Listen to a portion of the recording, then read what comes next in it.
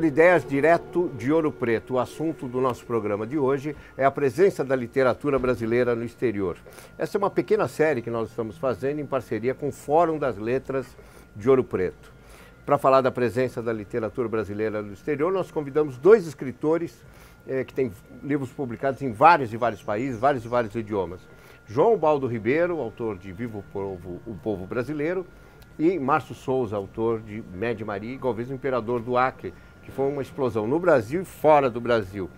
Para conversar, para concluir essa conversa e falar das suas visões da literatura brasileira no exterior, a professora Rita Godet, que dá aula em Rennes, na França, de literatura brasileira, e a professora Carmen Vilarinho, que dá aula de literatura brasileira na Universidade de Compostela, na Espanha. Mediando a conversa, o antropólogo, jornalista e curador Felipe Lindoso. A nossa mesa de hoje, ela proposta exatamente de ver como dois autores que têm uma literatura muito marcada pelos seus locais de origem, também alcançam uma dimensão universal. Na verdade, do local ao universal é o tema da nossa mesa de hoje. A nossa dinâmica é muito simples. Eu vou fazer uma pergunta para os dois autores, que comentarão entre si, e depois a Carmen e a Rita irão, por sua vez, comentar as respostas dos dois. E a pergunta óbvia é: como é que vocês se colocam nessa situação de terem suas obras que têm esse caráter também local, também tão marcadamente, no caso do João Baldo pela Bahia e no caso do Márcio pela realidade amazônica, e, ao mesmo tempo, ter essa repercussão internacional? Pergunto muito em torno de como é que vocês viveram essa projeção dos romances para o exterior. Quer dizer, como é que foi percebida e vivida por vocês essa expansão do âmbito da ilha de Itaparica, do âmbito da Amazônia, para chegar até a Noruega, o Japão, a Alemanha, enfim, todos esses outros países? Eu nunca planejei uma carreira literária no exterior como autor traduzido. Nunca pensei no assunto, a não ser episodicamente. Antes de eu ser traduzido, eu já era amigo de Jorge Amado e ele já morava na Bahia, porque ele saiu da Bahia e voltou depois dos 50 e poucos anos, eu acho, para viver o resto da vida lá. Nessa época, eu já frequentava a casa dele e meu único pensamento assim, a respeito de tradução era quando eu via os livros de Jorge chegavam traduzidos, os exemplares dele. Eu via aquilo e, eventualmente, pensava: poxa, como seria bom se eu fosse traduzido, mas não me ocorria, nem nunca escrevi para ser traduzido. Mas aconteceu que, eu não me lembro bem como, meu segundo livro, Sargento Getúlio, chamou a atenção da editora americana, que contratou o livro, e eu traduzi realmente, mas não por eu achar que eu faria melhor, era o único caso, não sei o quê, nada disso. É porque o livro tem um texto difícil, até para brasileiros, e eles me mandaram as 30 primeiras laudas de um tradutor americano que enfrentou aquilo, e era uma coisa horrorosa. Como era meu primeiro livro no exterior, e eu achava, claro, com todas as ilusões da idade de 20 e poucos anos e tal, que aquilo ia ser um sucesso, enfim, eu estava com a vida ganha. E aí eu digo: não, deixa que eu faça. Aí fiz a tradução. A partir da edição americana, é engraçado isso, surgiu um interesse muito grande em vários países de que eu só tinha notícia das aulas de geografia no ginásio. E aí apareceram, de fato, Sargento Getúlio, depois que eu traduzi, foi traduzido, se não me engano, em 16 países. Acho que havia, não 16 línguas, porque em inglês, por exemplo, isso é Canadá, Inglaterra, Estados Unidos e tal. E aí eu fui virando um escritor traduzido, não sei como... Mas nunca afetou minha maneira de escrever. Eu nunca escrevi pensando naquele livro ser traduzido. Pelo contrário, eu traduzi outro livro meu, muito mais difícil de traduzir, porque é enorme, O Vivo Povo Brasileiro. Eu traduzi também porque havia dificuldade de achar tradutor, mas eu me amaldiçoei várias vezes durante a tradução por não escrever de maneira mais simples e ficar complicando o meu próprio trabalho. Eu publiquei o meu romance, meu primeiro romance, em 1976, pela Fundação Cultural do Amazonas, eram 1000 exemplares, e o livro foi muito bem, ele vendeu em menos de um mês, e a seguir, o livro teve uma edição brasileira, uma edição nacional, pela Civilização Brasileira, do nosso saudoso Enio Silveira. Em 77, eu recebi uma ligação de Nova York, eu pensei que era trote de algum amigo meu. Um americano falando português muito bem, mas com aquele sotaque carregado, perguntar se eu não queria que ele fosse meu agente literário. Depois de me certificar quem era, tal, eu disse, muito bem, o que é que o agente literário faz? E esse agente é o nosso amigo Thomas Colt, acho que continua teu agente, né, André? Continua sendo agente do João. Na época, então, o Colt foi me representar e, inclusive, ele tinha traduzido um livro do Murilo Rubião, o Pirotécnico Zacarias, tinha conseguido vender e, com isso, ele se entusiasmou. Vocês conhecem aquele filme do Woody Allen, Broadway Danny Rose, que ele faz um agente de artistas do sapateador perneta, do cara que tem um número de passarinhos que o gato come antes do cara entrar em cena? Pois bem, esse agente de literatura brasileira nos Estados Unidos ia ser uma espécie de Broadway Danny Rose, que é o que o Tom começou fazendo. Então, ele traduziu, ele não tinha recursos, ele foi trabalhar junto com a sua esposa, a Elaine, que é professora lá, numa colônia de férias. E lá, nas horas de folga, ele traduziu Galvez para o inglês e conseguiu editar por uma editora, a Avon. Esse livro ele foi publicado no mês de agosto de 1980. E a editora me convidou para ir ao lançamento do livro no mês de setembro. No início de setembro de 1980, eu desembarco em Nova York, saio de Manaus, vou para Nova York. Tom está me esperando no aeroporto Kennedy. E, quando eu desembarco, ele está entusiasmado e diz assim, você sabe o que aconteceu? Eu falei, não tenho a menor ideia. Hoje, seu livro foi resenhado pela revista New Yorker, e isso quer dizer... Eu falei, mas ele elogia o livro? Elogia muito. Isso quer dizer que você vai vender só hoje, nas livrarias de Manhattan, entre 3 a 5 mil exemplares. E durante o trajeto do aeroporto para o local onde eu ia ficar hospedado, ele me contou que, quando a minha editora me convidou, ele tinha reservado um hotel da Igreja Católica, no bairro do Soho, em Manhattan, dizem que é muito bom, eu não conheci o hotel, que recebe missionários que vêm da África, do terceiro mundo, com alguma doença tropical, para se tratar em Nova York. Mas o livro vendeu 20% da edição. Então, ele disse, não dá para misturar ele com gente com malária, com cocercose e tal. Então, vamos colocar ele num hotel ali na Rua 42, na Rua 46, que é a Rua dos Brasileiros, onde se hospeda as comissárias da Varig e tal. Mas aí o livro vendeu 50% da edição. Disse, não, agora já não podemos mais colocar ele lá nesse hotel. Vamos colocar ele no Waldorf Astoria, que é um hotel um pouco melhor, que tem o Carnaval brasileiro lá. E esgotou a edição. Então, eu fui parar num hotel no Central Park Sul, caríssimo, cada gorjeta, era tudo pago, mas as gorjetas liquidaram com as minhas finanças em 2 dias. E, realmente, eu fiquei muito intrigado com aquilo, porque nem eu, nem o Tom, e muito menos meus editores, esperavam que o livro tivesse uma repercussão, porque A coleção que saía era uma coleção, tinha uma tiragem razoavelmente alta, mas era para ser vendida em 2, 3, 4 anos, no âmbito universitário. Era barato. Por isso. E, de repente, isso que era para vender em 2, 3 anos, tinha vendido em um mês. Então, eu comecei a me perguntar, mas por quê? O que é que esses americanos estão vendo nesse livro? Deve ser o exótico da Amazônia, deve ser alguma coisa.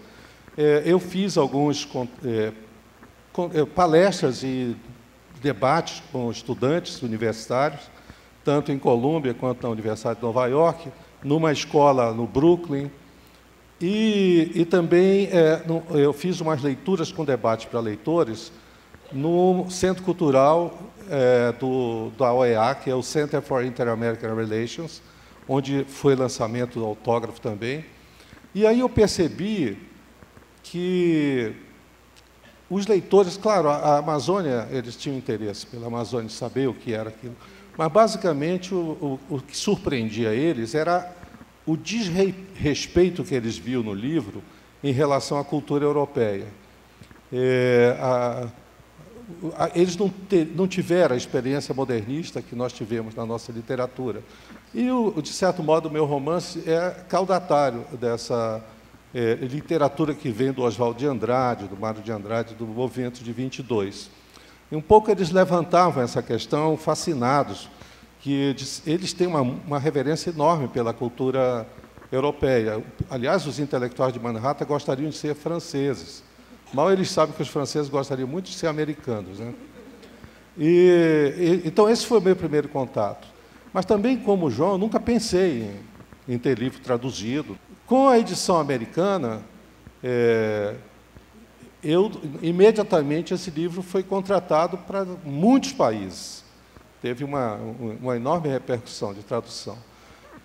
Eu não acompanhei, basicamente, nenhuma tradução. A única tradutora que tinha muito cuidado de nos consultar, que foi minha tradutora de João também, é a doutora Raigut Mert, a nossa querida Raizinha, já falecida, que fez a nossa divulgação na Alemanha. Ela, sim, mandava extensas cartas, consultando, ela conhecia muito bem português,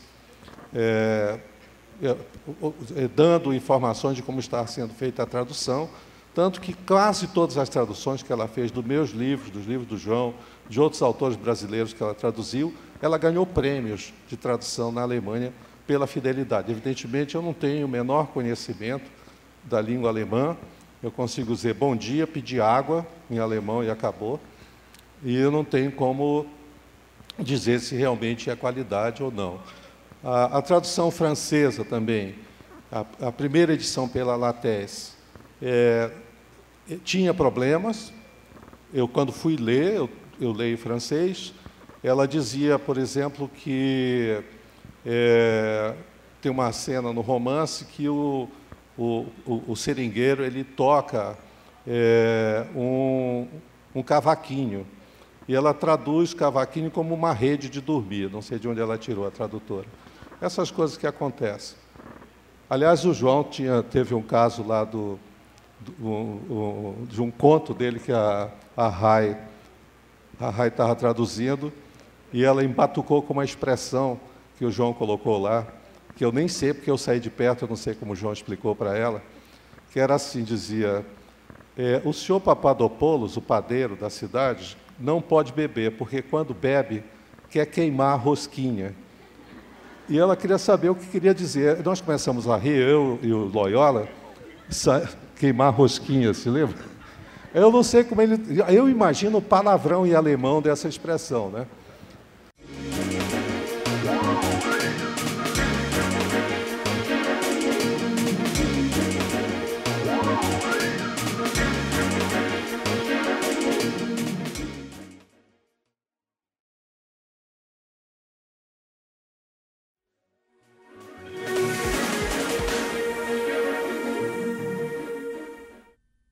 Agora, passando a bola para a Carmen e para a Rita, a questão que eu queria colocar para vocês, em cima do que falaram os dois autores, é um pouco assim, já que vocês conhecem, inclusive, os dois universos, no caso, o universo francês e o universo espanhol, galego, particularmente, os leitores estrangeiros, eles leem os autores, tem uma percepção dos autores brasileiros, digamos assim, diferente do que tem o leitor brasileiro, aqueles que leem. Como é que passa essa transformação, né, de significados de um leitor, um livro que foi escrito para o leitor brasileiro, um livro que foi escrito em função das preocupações literárias, estéticas, etc., dos autores para o seu público aqui. E, de repente, esse livro é traduzido em outros idiomas, etc. Tal. Vocês têm uma posição privilegiada para ver como é que é a percepção do leitor desses autores brasileiros. Eu queria que vocês comentassem um pouco a partir daí. Eu aproveito as intervenções do João Baldo e do Márcio Souza, porque eu acho que eles colocaram duas questões que veio a propósito também da pergunta do Felipe.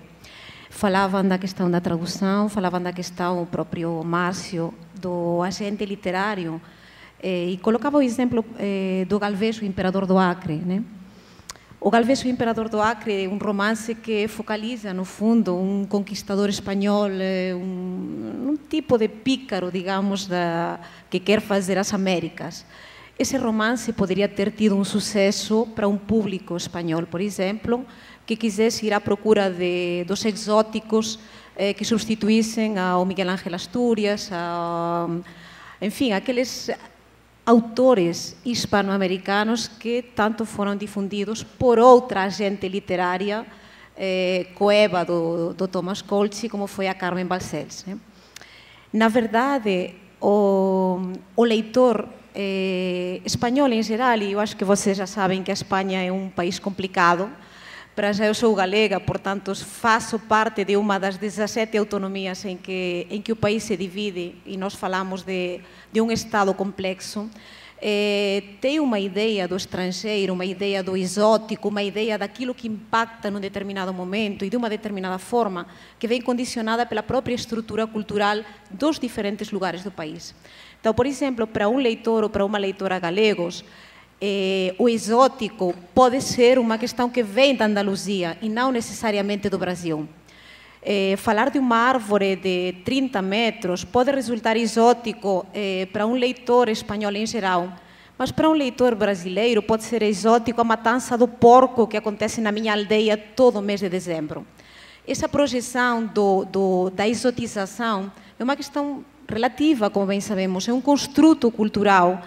E aí, eu acho que a formação cultural, os hábitos das pessoas, o hábitos cultural condiciona muito essa recepção. Então, por exemplo, os livros do João Baldo Ribeiro, especialmente o Viva o Povo Brasileiro, vai ser lido, é lido habitualmente como um livro de identidade, num momento depois de fim de ditadura, em que essa identidade brasileira é revisitada de uma perspectiva da construção de 3 séculos numa visão final do recôncavo baiano. Mas, ao mesmo tempo, vai ser lida a República dos Sonhos, também de 1984, da Nélida, como uma construção de imigrantes num país estrangeiro. O Galvez, o Imperador do Acre, vai ser lido como esse picaresco no trópico. É claro que o Brasil tem uma certa imagem, não é? Essa imagem estereotipada. E a literatura brasileira tem a função, entre outras, né, quando chega ao público estrangeiro, de exatamente mostrar as diversas facetas da realidade brasileira. No caso da França, bom, vários romances de João Baldo foram traduzidos para o francês, vários romances do Márcio Souza também. Agora está chegando uma nova geração, Milton Atum, Bernardo Carvalho, escritores, digamos que começaram a publicar nos anos 90, o Chico Buarque, que começou um pouco antes, mas, enfim, tem uma presença também no mercado editorial francês. Agora, evidentemente, eu falo em mercado editorial francês, talvez seja uma grande palavra, porque essa literatura circula nos meios acadêmicos, né? circula, no caso da França, nos salões de livro, quando o Brasil foi homenageado em 1998. Então, aí você tem uma grande festa, aí o Le Monde publica, né, dedica páginas inteiras à literatura brasileira, e a gente fica, uau, agora vai. Agora a literatura brasileira vai fazer parte, né, assim, quer dizer, vai integrar esse mercado francês mais amplo. E, bom, e aí a gente fica na expectativa, vários livros são traduzidos nesse momento, e conferências, e discussão com escritores, e depois a coisa passa, né? E aí a gente fica naquele trabalho cotidiano, tentando divulgar nas revistas especializadas, mas são revistas especializadas, então atinge um público que é restrito, e esse, digamos, conquistar realmente o público, o leitor francês mais amplo, a gente não alcança, né? Não alcança. Mas, ao mesmo tempo, eu acho que não é só a literatura brasileira que não alcança, eu acho que a própria literatura francesa, fora dos esquemas de prêmios literários da rentrée, ela também não alcança a boa literatura, quer dizer, a literatura de alta qualidade. A tradução é importante, mas a tradução pode ser um comprimido para uma noite de insônia. E, na verdade, a literatura brasileira, no mínimo no caso do Estado espanhol, tem vezes em que padece de uma insônia grande. Aí o papel dos agentes literários é fundamental. O papel dos mediadores académicos, desculpem a modéstia, acho que também é muito importante. Porque aí nós introduzimos não aquilo que tem a ver com floresta, com periferia urbana, não. Tentamos criar, não flashes, mas um filme continuado. Tentamos fazer um filme de 16 milímetros ou de 35, até onde pudermos. Porque, no fundo, quando os escritores fazem presença através de uma tradução, é uma presença que pode ficar num momento concreto, e eu acho que daquilo que nós mais precisamos é de uma continuidade. Precisamos de uma continuidade, de uma visibilidade dos escritores, porque senão matérias em revistas de grande difusão, de grande prestígio, ou o trabalho que nós podemos fazer nas aulas, fica alegrando o ouvido das pessoas, ficando como uma sedução, mas como uma chuvinha, não molha a terra. E eu acho que aí é onde, indiferentemente do tipo de materiais de repertório que forem usados, a literatura brasileira vai ter uma presença de estabilidade. Eu acho que o mercado literário está muito realmente voltado para o mercado, para o best-seller, e os escritores que não se enquadram, digamos, nessas normas, nessas receitas mercadológicas, brasileiro, francês, o que seja, né? Ele fica à margem mesmo e fica dependendo da academia, de uma certa forma, fica dependendo da crítica literária, fica dependendo das revistas especializadas, de todos os agentes literários no sentido amplo, para que sua obra seja conhecida. Então, eu acho que não é só um problema da literatura brasileira, mas é um problema da literatura de maneira geral. Que literatura está se fazendo, que literatura está se vendendo, né, de uma maneira geral, hoje em dia. Só para alimentar um pouco essa ideia, quando nós entramos hoje nas livrarias, no Brasil, no mundo inteiro, nós tropeçamos, né, em várias pedras no caminho, eu uso essa imagem, de alta ajuda, até aí você fica procurando. Quando eu chego na Bahia, por exemplo, que eu quero dar uma volta nas livrarias, tem as grandes livrarias do shopping, você entra, você encontra tudo, menos literatura brasileira. Aí eu fico, mas cadê a estante de literatura brasileira? Onde é que estão os autores brasileiros? Então, no próprio espaço da livraria, você já tem uma outra visão do que está sendo chamado de literatura hoje em dia. Então, eu acho que nós, vocês que produzem, né, que escrevem, nós que dependemos de vocês para falar de alguma forma, né? Porque sem os autores o crítico fica sem fala. Temos que chamar a atenção para o que está acontecendo e, de certa maneira, criar outros espaços que permitam que essa literatura que mostra as diferentes facetas, as contradições, o sofrimento, mas também as grandes alegrias, que abre o espaço imaginário, que faz com que as pessoas descubram outras maneiras de ver o mundo, outras maneiras de ser no mundo, que esse espaço exista fora do mercadológico. Eu entendo a produção literária não como uma coleção de textos. Para mim, e concordo com outras pessoas, é óbvio, faz parte de uma instituição cultural, são bens culturais. E na medida em que os livros do Márcio Sousa, do João Baldo Ribeiro, do Alberto Mussa, do Flávio Carneiro, enfim, de todos os outros que estiverem aqui, possam ser convertidos em ferramentas ativas que permitirem uma planificação, aí é que essa tradução, por exemplo, vai ter um efeito não de um comprimido para uma noite, mas vai ter efeitos secundários, ressaca ou, sei lá. Se é para atrapalhar, que não atrapalha, mas não faz nada. E quando faz errado. No ano do Brasil na França, o grande nome da cultura brasileira divulgado lá foi uma cantora chamada Tati Quebra-Barraco.